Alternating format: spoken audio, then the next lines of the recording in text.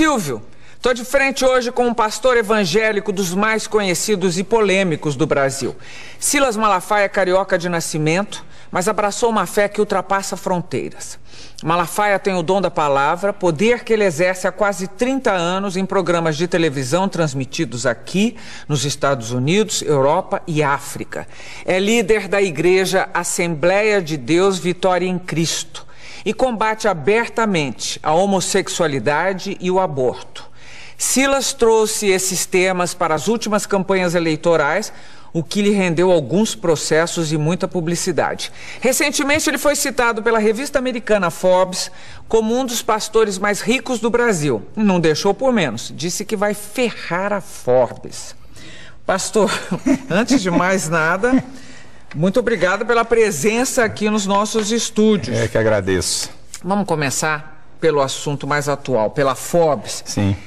Que é recentíssima. A revista publicou que o senhor está em terceiro lugar entre os pastores evangélicos mais ricos do Brasil, com uma fortuna pessoal avaliada em 150 milhões de dólares, que dá em números brasileiros 300 milhões de reais. E o senhor contestou essa informação. Sim. Deixa eu te falar, Gabi. Safado, sem vergonha, bandido, caluniador, tem tudo que é lugar. Pastor, padre, jornalista, tem tudo que é lugar. Quando a Forbes faz uma declaração dessa, não é uma declaraçãozinha qualquer. Eu vivo de quê? Eu vivo de que pessoas acreditem em mim para darem ofertas, na verdade, porque eu sou um pouco diferente de outros pastores. As ofertas que eu recebo é mais de gente que não é da minha igreja. Eu sou pastor de igreja há 2 anos e meio. Então, há 30 anos eu sou conferencista e tenho programas de TV e recebo verbas de pessoas que não me conhecem de perto. 80% são evangélicos e 20% é gente de tudo que é religião. Então, quando eles falam isso, o que subentende? O ser humano é um ser inteligente, que raciocina, que pensa. Peraí, esse cara tem 300 milhões, está roubando de gente. Não, roubando não. Ele tá metendo a mão. Mas eu gosto de ser, desculpa, eu sou muito franco. Esse cara tá com essa grana toda porque tá metendo a mão em alguma coisa. Aí vamos lá. Onde é que tá a mentira e a safadeza? Primeiro, minha declaração do imposto de renda, eu vou fazer porque você tem credibilidade. Estou sendo honesto. Se eu tivesse no outro programa, um outro jornalista, mas como você é uma jornalista de muita credibilidade, então exclusivamente aqui para você, aqui, e no meu programa de TV, porque eu não devo nada, não tenho nada a temer, eu tenho aqui o espelho de bens do meu imposto de renda, tá aqui, coisa sigilosa que ninguém dá, ninguém abre, eu estou aqui com ele. O meu imposto de renda, depois você pode olhar o final, onde diz sobre o patrimônio que eu tenho, é 4 milhões de reais. Nesses 4 milhões de reais, tem 2 milhões do capital da editora Central Gospel, porque você é obrigado a declarar o capital, né? Quando você abre uma empresa, qual é o capital dessa empresa? Então, isso entra no imposto de renda. Então, eu tenho uma casa, 6 apartamentos, 3 meus filhos moram, 3 eu comprei em comodato de construção, que ainda faltam 30 prestações em Vila Velha, de um construtor evangélico. Eu tenho um apartamento em Boca Raton, que está aqui a declaração de bens do Banco Central, ela está aqui. Comprei por 149 mil dólares para pagar em 30 anos.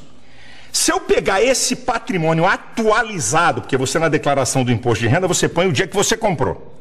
Mas se eu pegar isso e atualizar o valor que vale a minha casa, que aqui está por 800 mil, porque foi quando eu comprei, eu vou ter aqui de patrimônio atualizado de valores de hoje, 4 milhões e meio, ok? Aqui tem 4 milhões porque tem 2 milhões da minha participação na minha empresa. Então, se eu tirar isso e atualizar, então o que a Forbes está falando, primeiro, é mentira. O jornalista, o correspondente, eu acho que ele vai perder o emprego, porque eu vou processar a Forbes nos Estados Unidos. Eu não vou processar aqui. Aqui não tem graça. Eu vou fazer doer lá. Porque eu acho uma safadeza você denegrir, porque se eu tivesse, eu também diria. Porque há 25 anos eu não tenho salário de pastor. Eu sou pastor há 30 anos, tive salário por 5 anos, não que seja pecado errado, é bíblico.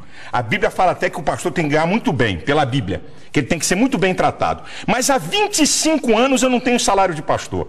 Há 25 anos eu vivo de quê? Como conferencista, eu talvez seja o pastor que mais oferta ganho quando prego fora, porque estou na televisão, essa coisa toda, e da minha editora. Para você ter uma ideia, nos últimos 5 anos eu vendi mais de 1 milhão de livros meus por ano.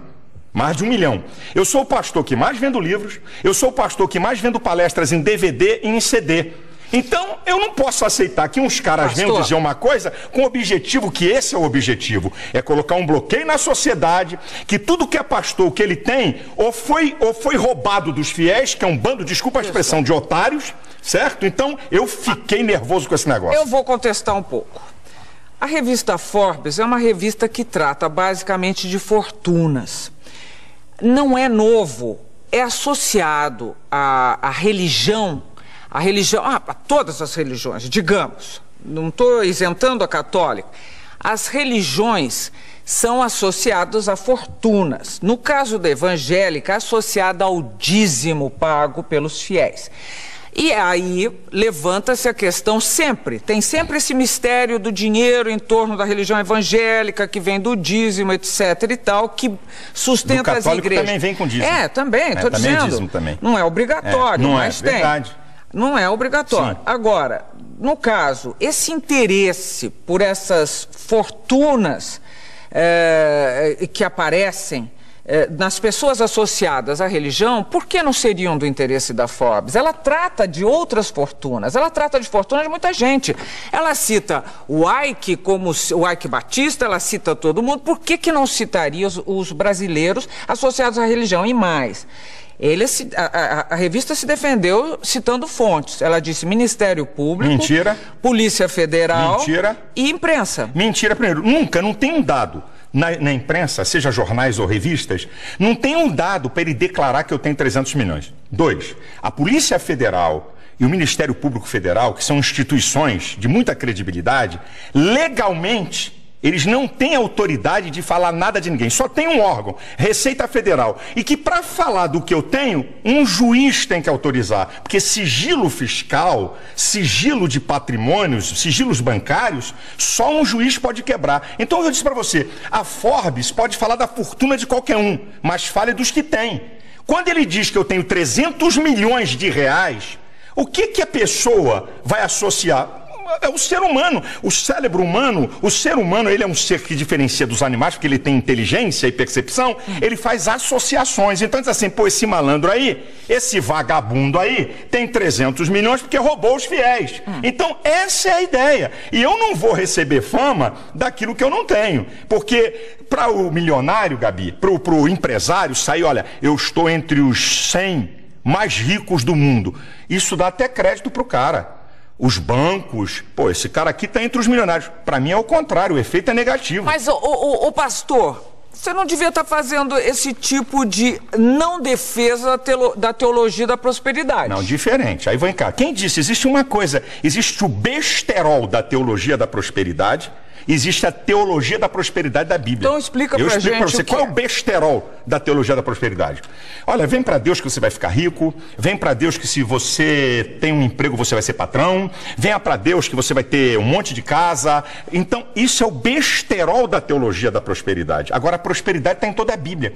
E o cerne da prosperidade diz assim, bem, pastor, me diga uma coisa que a Bíblia mostra que a pessoa pode ser próspera. Ou então, o que faz uma pessoa ser próspera à luz da Bíblia? A Bíblia diz que prosperidade é obedecer às leis de Deus. Tem um salmo, que é o Salmo 112, que diz assim, bem-aventurado o homem que teme ao Senhor e que obedece os seus mandamentos. A sua geração será poderosa. A sua descendência será grande na terra.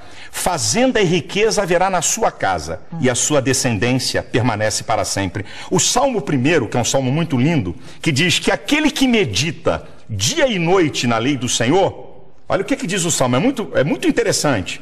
É como árvore plantada junto a ribeiros, que dá o seu fruto na estação própria, cujas folhas não caem, e tudo quanto fizer prosperará.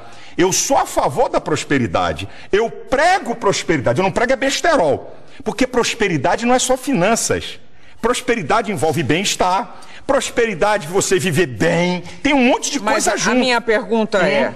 Os seus fiéis, os mais simples, porque eu sei, todo mundo, você tem fiéis também que são poderosos. Todos os níveis sociais eu tenho. E que fazem doações poderosas e sabem o que estão fazendo e querem fazer isso e podem fazer isso.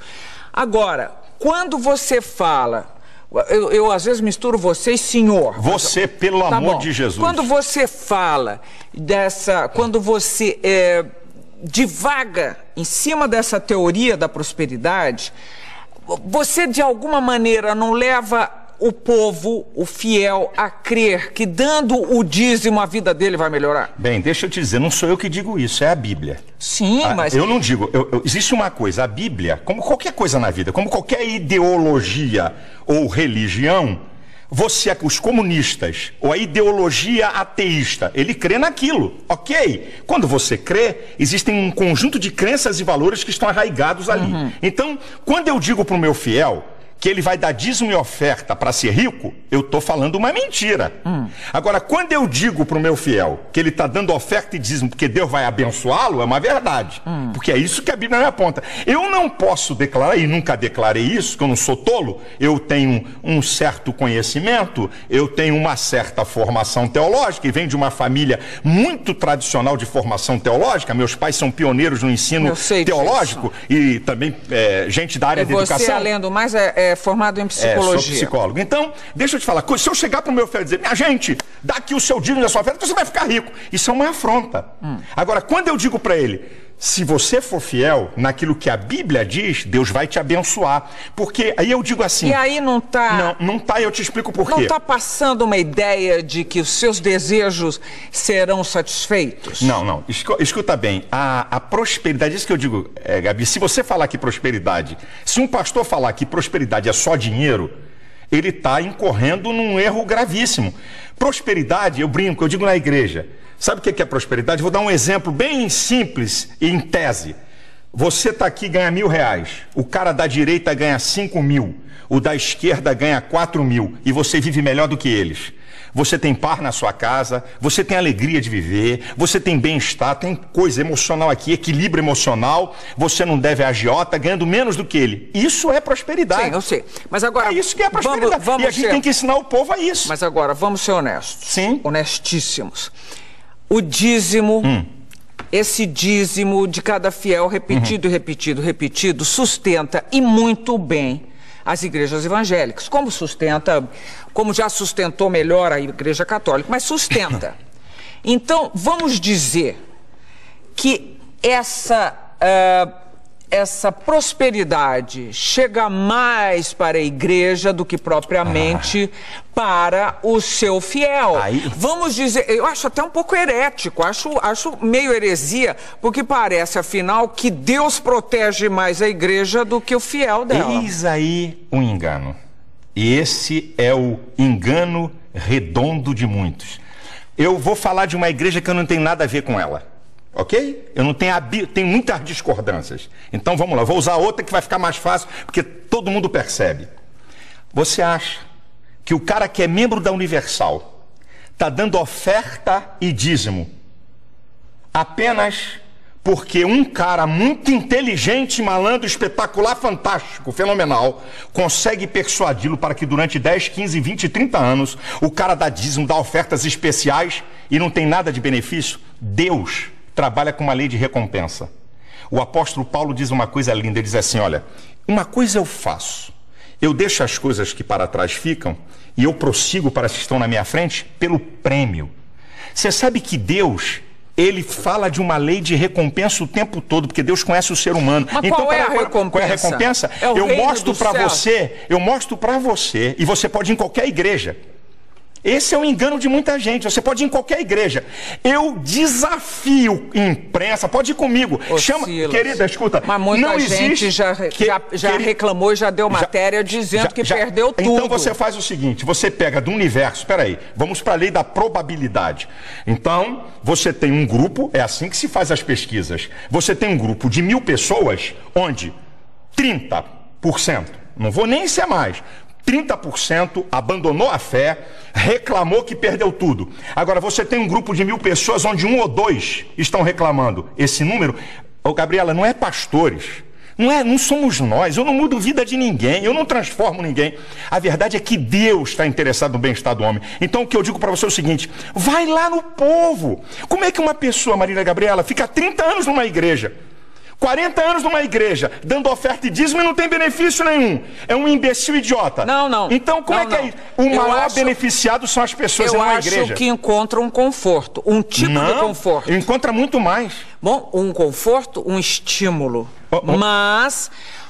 Gabriel, Silas, você falar que alguém não vai ficar numa igreja por uma pessoa, eu garanto pra você, quem tá nos vendo aqui, tá achando você muito mais interessante do que eu, porque existe uma capacidade de liderança, uma maneira de se expressar que faz um líder. Mas você não consegue segurar uma pessoa há 30, 40 anos dando dinheiro. Você até consegue isso pra te seguir. Mas o cara dando bens... Agora, o que acontece? Vamos lá, quais são os graves problemas da sociedade? Drogas é um grave problema, correto? Um gravíssimo problema, que nem eles sabem o que vão fazer, tá? Bebida, 1 em cada 4 jovens...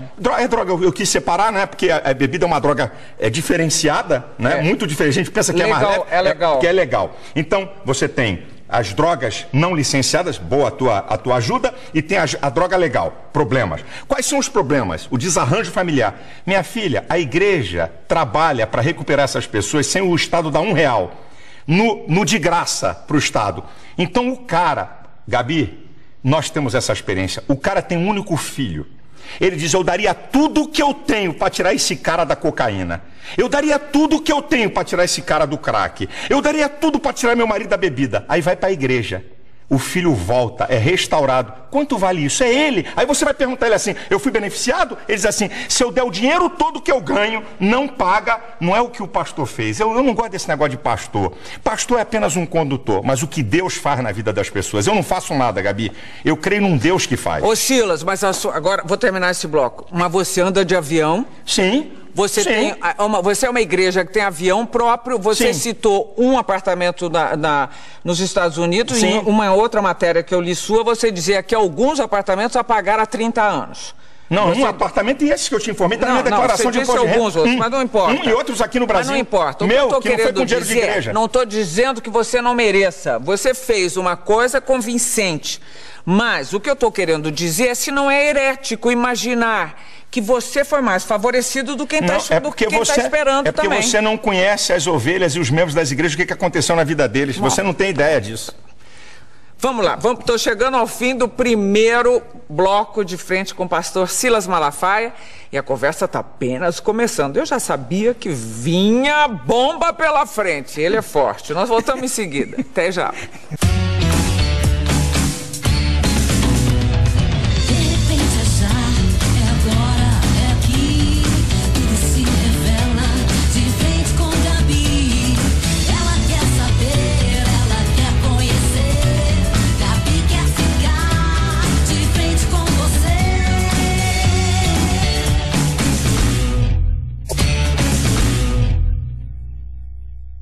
De volta e de frente com o pastor Silas Malafaia. Agora vem bomba.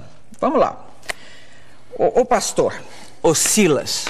No discurso de posse para o segundo mandato, o presidente americano Barack Obama disse textualmente: nossa jornada não estará completa até que nossos irmãos e irmãs gays sejam tratados como qualquer pessoa. Na sua igreja ele não teria sido reeleito. Na minha igreja, não. Ele não teria sido reeleito. Deixa eu falar sobre essa questão de homossexualismo. Homossexualidade. Isso, obrigado. Deixa eu te falar uma coisa. Primeiro, ninguém nasce gay. Homossexualismo é um comportamento. Eu vou fazer uma definição. Tá, então vamos lá. É contestável. É contestável? Eu mando vir na genética. Quem é que pode dizer se alguém nasce gay ou não? Não é a psicologia, é a genética. A ciência que pode dizer, é igual ao aborto. Quem é que pode dizer onde começa a vida? A biologia. Então, quem é que na ciência? Então, eu vou primeiro para... Bom, você sabe que as últimas pesquisas andaram mapeando o cérebro de gente aí. Não deu nada. Olha aqui, deixa eu te falar. Deixa eu falar uma coisa aqui para você que é muito interessante. Ninguém nasce gay. Não existe ordem cromossômica homossexual. Não existe gene homossexual. Existe ordem cromossômica de macho e de fêmea. Então vou fazer uma definição de homossexualismo. Um homem e uma mulher. Homossexualidade. Não, homossexualismo, a prática. Eu posso falar homossexualismo ou a homossexualidade. Não tem... Não, é que o homossexualismo caracteriza doença. Não, mas eu não vejo como doença. Eu não vejo como comportamento, nada de doença. Então, a homossexualidade, um homem ou uma mulher por determinação genética e homossexual por preferência aprendida ou imposta. Agora vamos para a pesquisa. 46% dos homossexuais foram violados, violentados quando crianças ou adolescentes. Como é que alguém nasce? 46%. 54% escolheram ser. Então, primeiro, homossexualismo é comportamento. Então, vamos para a genética. Gêmeos iguais, estou falando de genética. Gêmeos iguais, isso é o mesmo embrião que se divide, tá? É chamado geneticamente iguais. É homozigóticos. São gêmeos iguais. Então, o que tinha que acontecer? Se um gêmeo é hétero, o outro teria que ser hétero. Se um gêmeo é homossexual, o outro teria que ser. Então, vamos lá. 35% dos gêmeos que são homossexuais, o outro, 65% são héteros. Então, como é que são iguais? Como é que nasce? Espera aí, eu estou falando de nascer homossexual. Eu estou falando de genética. Tá bom. Não tem uma fonte na genética. Não tem uma fonte, traços psíquicos, não sei o quê. Então vamos lá, 46% passaram a ser homossexuais e eles não falam. O dia que eu falei isso, a partir do dia que foram violados e violentados... Então você já está dando outro dado. Eu estou dando um dado. No geral, violentados por quem? Não, por parentes, violentados por vizinhos. Não, por ser heterossexuais. Bom, então vamos lá. Então, nascer é o seguinte, eu vim a esse mundo e tenho essa vontade. Por que animais, e nós somos mais um na natureza, por que animais praticam não nascem homossexual? Praticam sexo com muitos animais, com animais do mesmo sexo e não são perturbados na outra sexualidade? E não é, os animais não são considerados uma prática homossexual. Cá. Não há olha a pergunta que você me fez. Olha a pergunta. Nós estamos conversando e disse assim, eu disse aqui, ninguém nasce homossexual. Foi a minha resposta aqui para você. Eu já disse que é contestável. Você diz que é contestável, eu digo, o que tem argumento. A ciência, o que é ciência? Tem que ter observação. Por que a evolução é teoria? Porque você não pode comprová-la na observação. Agora, então, escute. Eu vou passar... essa conversa não vai terminar nunca. E eu quero saber de você. Você quer saber, eu tenho que te responder. Eu quero saber qual é a tua questão com a homossexualidade. Eu vou te dizer qual é a questão. A minha questão aqui no Brasil é os direitos que eles querem em detrimento da coletividade. Quais são os direitos? Os direitos? Então eu vou dizer para você. Serem respeitados, não serem mortos e agredidos. Nada disso. Vamos lá, você está falando de mortos? Quando eles falam de números, que eu acho que ninguém deve morrer. Eu não quero que ninguém morra de nada. Mas quando eles utilizam números, é contra eles totalmente. Eu vou nessa do número já. Mas vamos aqui. O que eles querem na PLC 122? Número 1. Lá no artigo 20, parágrafo 5º, está dizendo o seguinte, que se um homossexual sofrer constrangimento vexatório de ordem ética, moral, filosófica, tá lá. Então, ok? 3 a 5 anos de cadeia. Então vamos para a Constituição. Artigo 5º, inciso 8. Ninguém será privado por convicções filosóficas, religiosas e políticas. Então quer dizer, o que é... No caso deles, que eles estão querendo ser tratados como os outros. O que é constrangimento filosófico? Quem é que define isso? Significa o quê? Se olhar para a cara de um homossexual mal, olha, você está me constrangendo filosoficamente. O que é isso? Que papo é esse? Outra, peraí um instantinho, outra. O artigo 8 ali, né? É o que está lá. Artigo 20, parágrafo 5º. Não, você está aqui, ó. Eu tô com ela. Não, aqui, você quer que eu leia? Mas a interpretação que você está dando... A interpretação é o que tá aqui. O meu medo é que o que você fala com toda a propriedade e convicção possa... Como você disse, não tenho nada contra homossexuais, você já disse mais de uma vez. Não tenho nada, não quero que eles sofram violência, etc. Nenhuma, mas acontece que não todas as pessoas têm a formação que você tem ou têm um tipo de disposição esclarecida. Você, falando com essa convicção e desta forma e com essa sua interpretação, pode eventualmente estar influenciando pessoas que vão sim praticar violências contra homossexuais. Então vamos cortar programas de televisão, vamos cortar novelas, vamos cortar filmes que tem ação, porque vai influenciar alguém a matar. Aí a sociedade para. Então a televisão vai ter que parar agora, vai ficar só Marília Gabriela. Porque tem entrevista. O cara que mata não vai poder mais filme na TV. Você acha que os homossexuais que pagam impostos, trabalham não têm direitos, os mesmos direitos que você tem? Eles têm. Se eu tomar um tapa na cara, É igual um homossexual tomar um tapa na cara. Se alguém me xingar, a lei tá igualzinha pra eles. Se alguém xingar eles, é igual, não tem filha. sido dessa maneira. Não, se não tem sido... Não tem sido. Se tivesse sido até agora, eles não estariam atrás de uma lei que os protegesse, olha, eu vou dizer uma Silas. coisa. Eu fui ofendido com a suástica na reunião da comissão de cidadania. Botaram o meu nome com a suástica, que é crime no Brasil. Eles querem uma lei para atacar, xingar, atingir quem eles querem, estarem protegidos acima de todos. Uma vírgula para eles. Então, eles não estão atrás apenas... Você quer ver uma outra? A linha B do artigo 8 da PLC 122. Ninguém pode impedir a afetividade de um homossexual, transgênicos, bissexuais. Este direito será dado aos demais cidadãos. Quer dizer, a preferência passou a ser deles. Então agora eu vou para o campo da realidade. O lugar do culto é protegido pela Constituição. Tá certo? Lugar do culto, lá dentro do culto. Ninguém entra, ninguém faz bagunça que vai dançar. O pátio da igreja não. Então o que significa que essa lei estiver aprovada? Se no pátio da minha igreja tiver um casal de homossexual se beijando e eu botar pra fora, 3 a 5 anos de cadeia. O que eu vou dar esse mole pra eles aonde? Nunca. Vem cá. Os seus fiéis, imagino, entre eles deve haver homossexuais. Que foram ou que estão buscando sair. Mas existem. Que estão buscando sair. Entre os pastores também. Se houver... Pela lei da probabilidade. Olha, se tiver pastor homossexual, Deus fala na Bíblia, adultério, homossexualismo, prostituição, o cara é passível de ser excluído daquela congregação. Então, se um pastor tiver um caso com uma mulher, ele perde o cargo de pastor.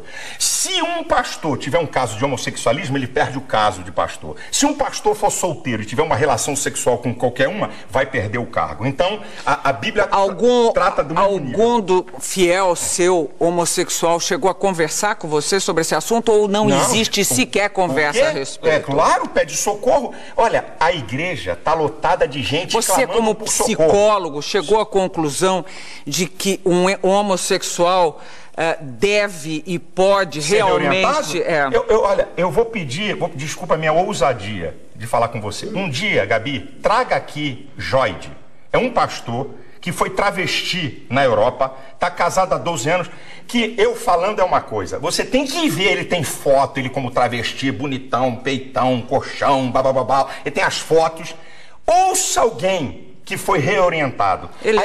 Você aceita que ele podia ser um bissexual? Não, conversa com ele pra você ver. Eu tô perguntando se você aceita que ele podia ser um bissexual. Pode ser um bissexual. Agora, mais grave vai botar do que 380 de peito, vai botar bumbum e coxa e ser bissexual. Mas olha aqui, não virou, depois não casou e tudo? Casou. Agora, eu vou fazer uma pergunta pra você. Você não acha outra vez, eu acho um pouco herético, que criaturas de Deus, digamos, sejam julgadas em nome de Deus? Que autoridade, que autorização deu ele para qualquer ser humano ficar julgando o outro nesse nível? A autoridade não é para julgar a pessoa. A autoridade da Bíblia é para condenar pecado. E eu vou dizer uma coisa para você. Você sabia que Jesus falou mais sobre o inferno do que sobre o céu nos evangelhos? Jesus falou mais. E por que Jesus falou mais sobre o inferno do que sobre o céu? Para mostrar o perigo que é ele e para quem vai para lá. Então a Bíblia define o que é pecado. Então eu não estou aqui para acusar A, B ou C, mas eu estou aqui para condenar o pecado. Então, na minha visão, ok? Da minha crença e valores, da minha visão espiritual, do que eu creio na Bíblia, a homossexualidade, o adultério, a prostituição são pecados claríssimos à luz da Bíblia. Então, um casamento que não der certo para você também tem que continuar lá para sempre. Não. A pessoa não pode se separar e fazer outra família com outra pessoa. A Bíblia dá. Mas essa interpretação, essa interpretação é muito fortuita. Não. Quando você diz assim, eu estou aqui para defender a família. Tem vários divorciados. Mas quando você diz, eu estou aqui para defender a família, eu quero saber que família é essa, que conceito de família é esse, que desde a época de Cristo não foi revisto. Que conceito de família? Toda a história da civilização humana, toda a história, o que eu estou te falando é antropológico, sociológico e teológico. Toda a história da civilização humana está sustentada. Um homem, uma mulher e sua prole. Você está passando pela Grécia Antiga também. Filha, eu estou falando da história, é isso.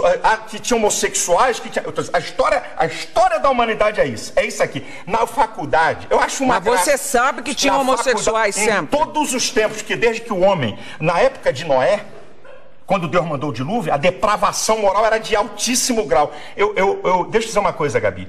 O que muda é a tecnologia. O homem é a mesma coisa, com suas loucuras, com seus desejos, é a mesma coisa. O que muda é a tecnologia. O ser humano é a mesma coisa. Então presta atenção, a Bíblia, eu estou falando de Bíblia do que eu creio.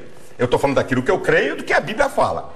A Bíblia é um livro para quem quer crer ou quem não quer crer, que é um direito de cada um. À medida que eu sigo aquele livro, certo? Que eu creio que é a palavra de Deus, porque é a única fonte de conhecimento filosófico, teológico, científico e vulgar. Não tem outro livro no mundo que tenha essas 4 fontes de conhecimento. Só a Bíblia, certo? Nenhuma verdade científica da Bíblia até hoje foi derrubada. Nenhuma delas. Então, quando uma pessoa, certo? Na igreja, uma pessoa... Estou falando da família. Vou voltar para a família. Então, a família nuclear... Na faculdade, é isso, tá? Aqui me lembrando o que eu estava falando. Na faculdade eu ouvi. Durante 5 anos, eu ouvi isso que eu vou te falar. A criança, quando nasce, o primeiro objeto de amor dela é a mãe. Ela faz ruptura dela com a mãe a partir da figura paterna. A partir da figura paterna, a criança faz diferenciação entre ela, a mãe e o mundo. Eu cansei de ouvir isso. Sabe de Freud, que tanto falam? Freud estudou o caso de uma paciente homossexual e descobriu que ela é homossexual pela relação dela com o pai. Manda rasgar o compêndio de Freud. Manda eles rasgarem. Tá lá, estudo de Freud. Ele reorientou a mulher e ela passou a ser heterossexual. Então vai dizer que não pode ser reorientado? Quem disse que todo mundo... Eu não tô aqui, Gabi, eu não tô aqui para impedir ninguém de ser homossexual. Eu não tô aqui para impedir ninguém de adulterar. Eu não tô aqui para impedir ninguém de se prostituir. Isso é problema de cada um. Olha, eu vou fazer vou propor um problema a você, que é contra, inclusive, o aborto, a legalização do aborto. Supondo que nasça uma criança e que a mãe dessa criança não vai poder criá-la. Um casal homossexual se dispõe a criar essa criatura, que senão vai ficar jogada à disposição do que seja, numa instituição que vai tratá-la mal. Você acha que ainda assim um casal homossexual não pode ter essa criança e fazer dela um belo cidadão, uma bela cidadã, e criar um ser humano digno, com todos os seus direitos, com toda a sua inteligência, com toda a sua com todo o seu amor e compaixão pelo outro? Primeiro, tem mais na fila casais héteros esperando crianças? Não, eu não estou perguntando isso para você, eu estou perguntando conceitualmente. Eu estou falando das novas famílias. Eu não acredito que 2 homens possam criar uma criança perfeita no sentido total que você quer, como um ser. Eu não acredito, porque eu acredito que Deus fez homem e mulher e esses seres é que se completam. E ó, tá na França, ninguém chamou de fundamentalista, hein?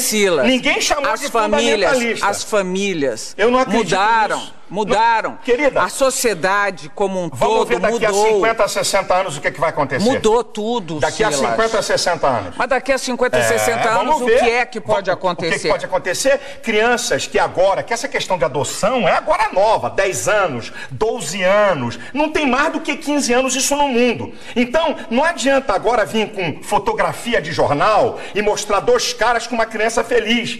Essa história para mim não me convence. Não estou falando só disso, estou falando de 2 mulheres ou 2 homens. Eu não acredito que 2 homens e 2 mulheres tenham capacidade para desenvolver um ser humano. Não acredito. Eu acredito que um homem e uma mulher... Eu não acredito nisso. Eu conheço muitas pessoas que foram criadas dessa forma. Daqui a uns 30 anos você pode me dizer alguma coisa. Você já está pré-julgando, Sila. Você é Deus, você está julgando e pré-julgando. Não, você está pré-julgando. Eu estou dizendo sobre o que eu aprendi. Você está dizendo que uma criança ali criada, daqui a 30 anos vai ser o quê? Eu não sei, tem minhas dúvidas. Ué, você está falando, vai ver o que vai acontecer. Assim como uma criança ser criada por leviano, um pai leviano, eu tenho minhas dúvidas sobre ela. Um pai bandido que bate na mulher. Tenho minhas dúvidas. Uma família que tem um pai maldito. Tenho minhas dúvidas. O que é que vai dar essa criança? Eu até acredito que o ser humano, por ele ser um ser inteligente, ele possa romper uma história e construir uma história nova. Não significa que filho de bandido vai ser bandido e filho de bacana vai ser bacana. Um cara pode romper a sua história para pior e para melhor. Agora, eu estou falando aqui na tese que você está me apresentando. Das novas famílias. Da tese. Eu posso defender as minhas teses com a maior veemência possível. e não significa que eu odeio as pessoas. Eu sou muito veemente para defender meus princípios. É meu jeito. Você mesmo já falou, eu sou polêmico, meu jeito. Eu defendo com muita vontade. Agora, eu amo profundamente. Uma vez um repórter perguntou assim para mim: pastor, vamos lá, se seu filho fosse homossexual, como é que o senhor agiria? Eu disse para ele: eu amaria 100% e discordaria dele 100%. Quem disse que amar é dizer fazer um amém? inferno da vida do seu filho. Não ia não. Nossa! Eu ia mostrar a ele, eu ia tentar ajudá-lo com o meu amor. Sabe por quê, Gabi? O ser humano pensa que amar é falar que o outro quer ouvir. Supondo que ele não conseguisse... Vai continuar o caminho dele. E você ia continuar enlouquecendo seu filho. Não, isso aí você me julga. Agora você falou isso. Eu disse você que falou, eu vou discordar 100%. Eu vou discordar mesmo? Olha, o filho de a mãe de um bandido vai na cadeia e eu tenho trabalhos em penitenciária... O filho é assassino, fascina. Ela o ama profundamente. Agora, pergunta se ela concorda 1 milímetro com aquilo. Concordar com uma prática é uma coisa, amar a pessoa é outra. Eu amo os homossexuais, mas discordo 100% de suas práticas. Então repita isso, por favor. Eu amo, isso eles sabem. Não, diga de boca cheia. Não, eles sabem, eles não são bobinhos, não. Eles sabem. Então diga. Eu amo os homossexuais, como amo os bandidos, amo assassinos, vambora, eu aumento o leque, porque eu amo, porque o ser humano, Gabi, o ser humano é a coisa mais importante. Você está colocando o homossexual lá de bandido, assassino, todas as pessoas, não, mas para dizer, olha, eu não gosto de uma prática, então estou dizendo para você. Peraí, vamos lá, vamos parar aqui, porque nós temos mais um bloco pela frente. E eu juro que não vou bater nele. E ele não vou deixar que bata em mim, não. Estamos terminando mais um bloco de frente com o pastor Silas Malafaia. Nós voltamos já já. De frente com Gabi. Com Gabi. De volta de frente com o pastor Silas Malafaia. Silas, nós temos 3 minutos, porque estouramos todo o nosso tempo anteriormente. Eu queria falar sobre, primeiro, política e religião. Caminham bem juntas? Você acha... nós temos um Estado laico. Sim. Agora, os evangélicos é laico, têm... mas não é laicista. O vai Estado daí é laico, que... mas não é laicista. Vai daí que... Vai daí que, assim como um ateísta pode, com as suas convicções, trafegar na política, eu também com as minhas convicções religiosas posso. O que eu não posso é querer fazer com que a minha religião seja dominante, entre pela goela das pessoas. Agora, eu como cidadão, porque o que você é e eu sou? Mas você não quer ser político, por exemplo? De jeito nenhum, nunca serei. Mas quer influenciar na política? Com toda certeza, não só na política, na sociedade. Olha, Silas, vamos falar agora, eu li uma matéria recentemente sobre a formação de novos pastores. O catolicismo investe muito na orientação de padres, que leva, em média, 5 anos para se formar, né, um padre. Como é a formação na sua igreja? Na minha igreja, o pastor, né, para eu poder consagrar o camarada pastor, no mínimo, no baratinho, ele tem que ter um 2º grau, com um curso básico teológico, no mínimo. E curso básico é o quê? É um curso 2 de 2 anos? anos, é um curso básico. E na igreja eu tenho um curso para prepará-lo, que também é um curso, não é de muito tempo, leva aí uns 4, 5 meses, para poder dizer para ele o que a igreja pensa, o que a gente é, como é que é. Isso é o seguinte, é uma caminhada para eu chegar, porque esse é o meu sonho, para eu chegar no nível... Agora ainda não dá, não cabe, não tenho como fazer isso, mas na minha igreja já vai chegar para o cara ser pastor, vai ter que ter um bacharelado de teologia para ele poder ser pastor. Biblicamente falando, o pastor ele tem que ser um vocacionado por Deus e ele tem que buscar se preparar para o exercício daquela vocação que ele deu. A minha igreja é uma igreja muito fincada na palavra, isso é. Lá não tem blá blá blá de conversinha fiada. O cara tem que abrir a Bíblia e ensinar a Bíblia. Então requer nele preparo, conhecimento e pesquisa. Agora, Silas, eu quero eu juro, nenhuma capciosidade na pergunta. Quero que você me responda honestamente. E estamos pensando amplo, estamos pensando de sobrevivência e tempos. Eu sei que é uma profissão hoje bem assalariada, esses meninos, você já disse que um pastor ganha de... 4 a 22 mil na minha igreja. E aí, as igrejas têm se desmembrado e têm surgido novas igrejas. É um bom negócio? Não, como negócio não é bom. Vou te explicar por quê. Não é negócio.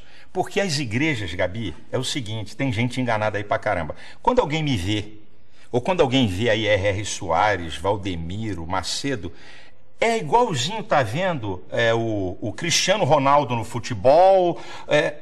Existe uma meia dúzia de pastores de alto nível, de salário e tudo, mas a grande massa de pastores evangélicos no país não ganham mais do que 5 salários. É isso que muita gente está enganado. Existe, como em todo, por exemplo... Mas as igrejas são ricas, por exemplo, elas têm nem todas, sede em todo o país. Nem todas a sua tem a minha é uma quantas? igreja, a minha tem 120 igrejas, 70 são alugadas, 50 são próprias, 70 são propriedades alugadas. Eu sou um camarada visionário que quero fazer com que meu pastor desempenhe a sua função com dignidade. Eu não quero que ele fique preocupado com escola de filho, com comida em casa, para ele poder dar atenção àquela ovelha. Então, eu quero dar dignidade ao cara. Mas, Gabi, o que tem de pastor nesse país que ganha 1.000 conto, que ganha R$1.500, vocês não têm ideia. É porque a mídia, quando olha, é igual, com todo respeito, sem querer saber nada, é igual a você. Você é top como jornalista, mas tem um monte de jornalista aí, que não vou falar, que só Deus sabe quanto eles ganham. Mas eu estou dizendo, a perspectiva dos que começam a chegar a ser Silas Malafaia. Não é. Ganha 1.500, mas ele está lá. É uma perspectiva. Mas não é, porque para ele poder... Eu ainda não... Eu abdiquei do salário da minha igreja. Eu, pessoalmente, certo? A minha igreja é uma igreja que paga muito bem a pastor presidente. Então, ele sabe que para chegar num nível grande, ele vai ter que presidir uma organização. E aí é que está enganado. Se fosse fácil, todo mundo fazia. E não vai ser brincadeira ele presidir uma organização. Você alguma vez na vida passou pela Igreja Católica? Teve alguma passagem pela Igreja Católica? Não. O Papa representa alguma coisa para você? Não. É um líder de uma religião, apenas isso. Com respeito seu? Eu respeito porque é um líder de uma religião, eu tenho que respeitar. Agora, não reconhecemos ele como sucessor de Cristo, não reconhecemos esse reconhecimento, nós não damos a ele. Existe um sucessor de Cristo? O sucessor de Cristo são seus discípulos, que ele mandou a gente aqui na terra imitá-lo e pregar o que ele deixou. Não tem uma pessoa, ele não deixou esse cara aqui vai comandar. Não teve essa. E outra, se Pedro foi sucessor de Cristo, esqueceram de avisar eles que Pedro era casado, Jesus curou a sogra de Pedro. Devia de liberar eles para casarem. Mas vamos embora, é outra história. Outra história também que devia ter homossexual à beça naquela época. Podia ter, eu não tenho dúvida nenhuma disso. Então, terminando mais um bloco de frente com o pastor Silas Malafaia, nós voltamos daqui a pouquinho. Até já. De frente com Gabi. Gabi. De volta para a parte final de frente com o pastor Silas Malafaia. Esporte você praticou na vida ou não? Pereba jogando bola. Sou ruim de bola. Pereba? Pereba é ruim, é o cara ruim. Sempre joguei, gosto de futebol, mas sou ruim. Mas vamos ver lá agora. Bate-bola, jogo rápido, tá bom? Divórcio. Sou contra. Casamento. Sou a favor. E morar junto. Sou contra. Por quê? A não ser que seja casado, sou contra. Tudo que sai fora da legalidade do casamento, sou contra. Mas... Você está me perguntando, eu estou respondendo, sou contra. Judaísmo. É o antecessor do cristianismo. O judaísmo foi fundamental para chegar até o cristianismo. Por isso que nós ainda temos o Antigo Testamento na Bíblia. Islamismo.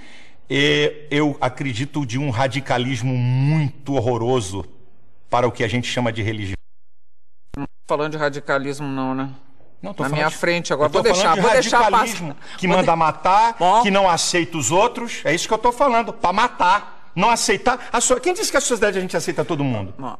Ué, Okay. quer dizer que ser bacana é aceitar todo mundo? É isso que é o bacana? É ter um olhar condescendente. Não, é aceitar todo mundo. É entender. Você que é psicólogo devia entender isso. Não vamos começar a brigar de novo. Não, né? A vida não é assim, não. Parada gay, então, diga pra mim. Parada gay é uma publicidade acerca de algo que eles estão mentindo o tempo todo e que a Folha de São Paulo fez a casa cair, sobre o número.